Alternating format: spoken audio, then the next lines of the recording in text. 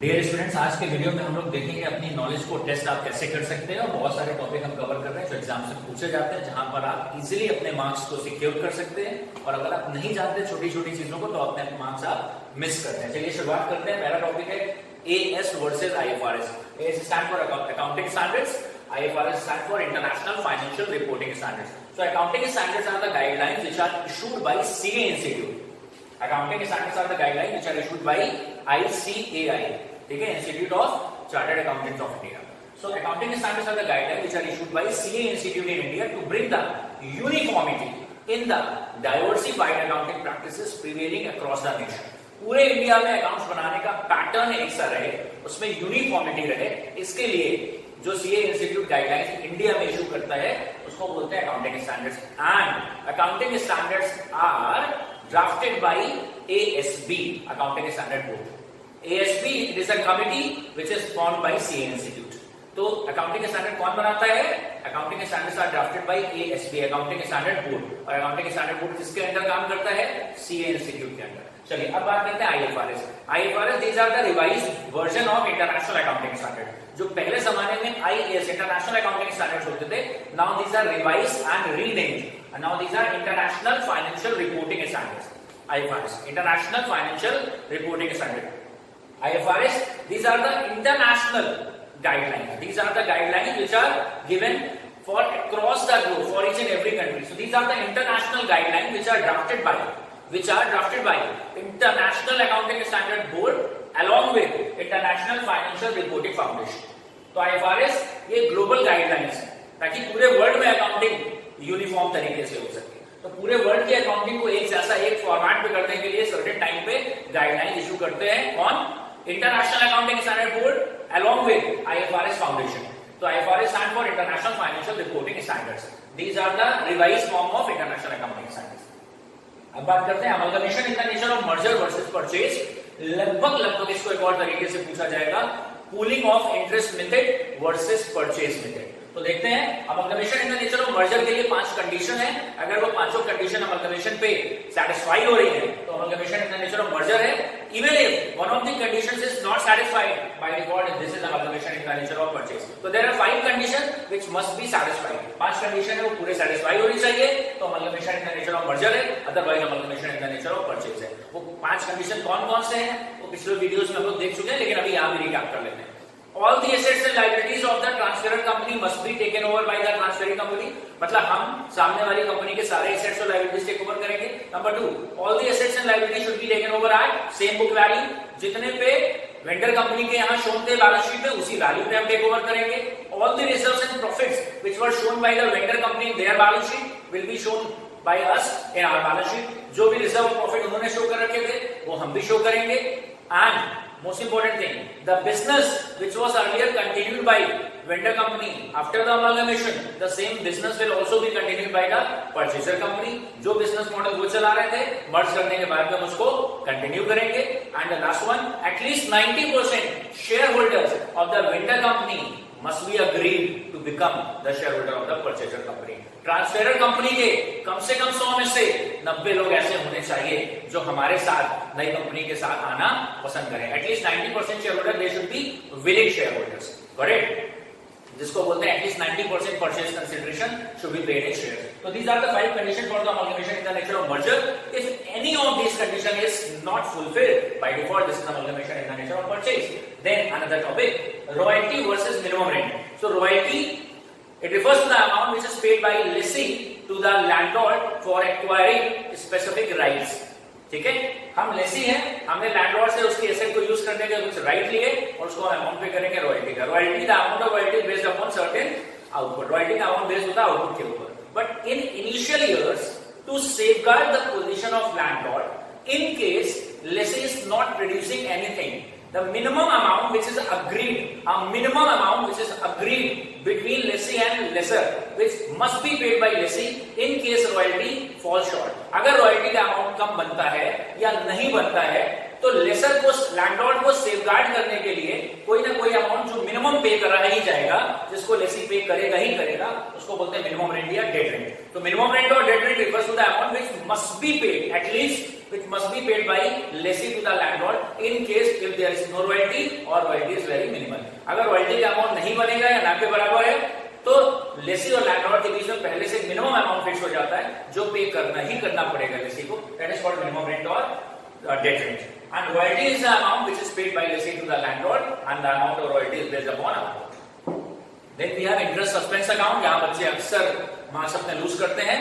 Instalment payment system का topic है interest suspense account. थोड़ा याद दिला दें आपको, हायर परचेज सिस्टम में हर साल जितना इंटरेस्ट होता है उसकी एंट्री ईयर के लास्ट में बनाते हैं। और क्या एंट्री बनाते हैं?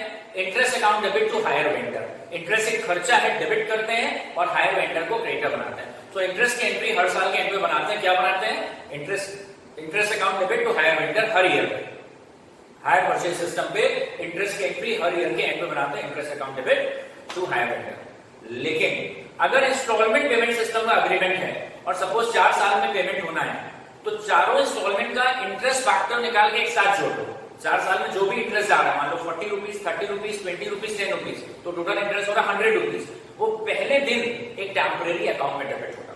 तो interest suspense account, this is a particular account which is used at the time of installment payment system and by forming the particular journal entry। क्या journal entry होगी? वो interest suspense account debit to vendor with the total interest।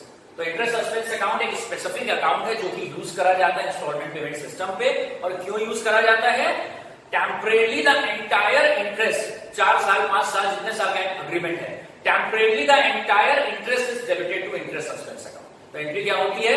Interest suspense account debit, पूरे interest है 4 साल 5 साल का total interest, interest suspense account debit to vendor. It means interest suspense को temporary debit कर देंगे और वेंडर को पहले ही दिन इंटरेस्ट के अमाउंट से क्रेडिट कर देंगे। फिलहाल अभी आप ध्यान रखें इंटरेस्ट सस्पेंस क्या होता है? इंस्टॉलमेंट पेमेंट सिस्टम पे टेम्परेरी अकाउंट यूज करा जाता है। क्या अकाउंटिंग इसका ट्रीटमेंट होता है?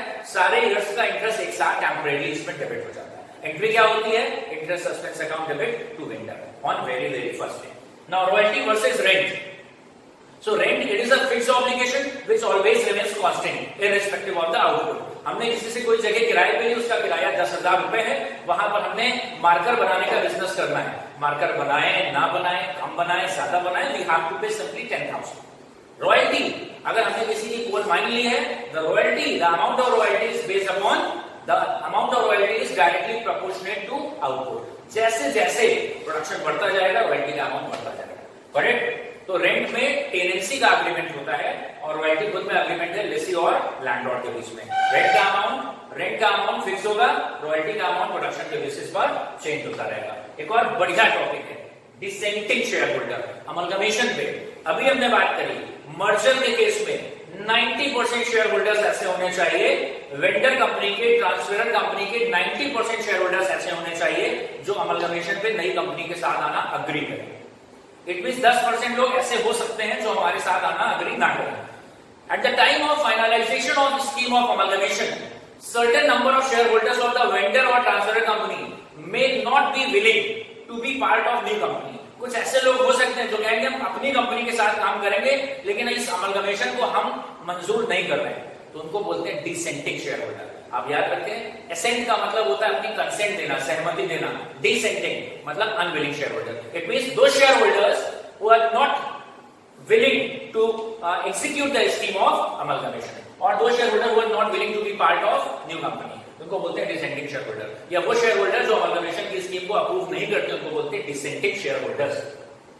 एक और टॉपिक आता है amalgamation of companies versus external reconstruction. मजेदार टॉपिक है amalgamation of companies versus external reconstruction. तो पहले आपको एक्सटर्नल रिकंस्ट्रक्शन बताते हैं। डायरेक्टली ये वाला टॉपिक आपके सिलेबस में नहीं है लेकिन एग्जाम्स में पूछा जा चुका है और आता रहता है। तो अमलगमेशन से मिलता जुलता है, तो उसका मीनिंग जरा समझ लें ताकि अगर इन केस आप एग्जाम देंगे तो कोई आपको सरप्राइज एलिमेंट ना मिले। एक्सटर्नल रिकंस्ट्रक्शन का मतलब होता है when an exclusive company is created to replace existing one. जब एक नई कंपनी बनाई जाए, उसको क्रिएट करा जाए, कंपनी लॉ बोर्ड से या उसको इनकॉर्पोरेट कराया जाए इंडियन कंपनीज एक्ट में, उसका पर्पस ये है कि पुरानी कंपनी को नए नाम से प्रेजेंट करना है। For example UTI was renamed and it is now working as Axis Bank. तो एक्सिस नाम से नई कंपनी, बैंकिंग कंपनी रजिस्टर्ड कराई गई और यूटीआई का बिजनेस उसने टेक ओवर कर लिया। इसको बोलते हैं एक्सटर्नल रिकंस्ट्रक्शन। जब भी कोई एक नई कंपनी क्रिएट करी जाए, अक्सर ऐसा होता है कि जब कोई पुरानी कंपनी होती है और उसका बिजनेस मॉडल में कोई कमी होती है या बिजनेस मॉडल उसके ऊपर कोई एलिगेशन लग गए थे या ऐसा लग रहा है कि पुराने नाम से बिजनेस करना बड़ा मजेदार काम नहीं रह गया, इसमें it is no longer a profitable business, तो कुछ रिवाइव करने के लिए उसको डेकोरेट कर देते हैं और नए नाम से कंपनी रजिस्टर करते हैं। तो कुछ इंटरनली तो नया नहीं हो रहा है, but a new company is particularly registered to take over the business of an existing entity।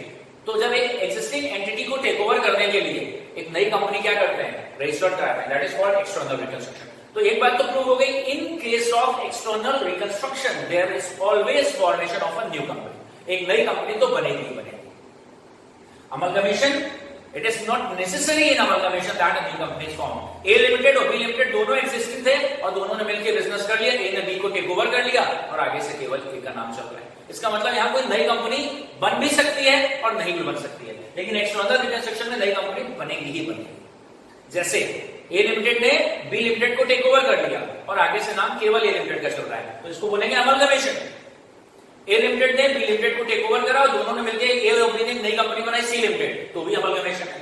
तो अमलगमेशन में नई कंपनी क्रिएट भी हो सकती है और नहीं भी हो सकती है, लेकिन एक्सटर्नल रिकंस्ट्रक्शन का पर्पस ही ये होता है to create a new entity because we want to rename our company. अपनी कंपनी, एग्जिस्टिंग कंपनी को एक नए नाम से प्रेजेंट करने के लिए जब एक नई कंपनी बनाई जाए और पुरानी कंपनी को ऑन पेपर ट्रांसफर करके नई एंटिटी को हैंड ओवर करते हैं, that is called external reconstruction. So this was the difference between amalgamation of companies and amalgamation of companies is governed bye AS 14। और एक्सटर्नल रिकंस्ट्रक्शन का मतलब क्या हो गया, when a new company, brand new company is created to take over an existing entity, this is called external reconstruction. So this is all for episode number 1 of Test Your Knowledge, will be coming soon। I hope ये video आप एक बार देख लेंगे और पिछले जो videos हैं उनका भी रेफरेंस लेते रहें। Thank you for watching this particular content.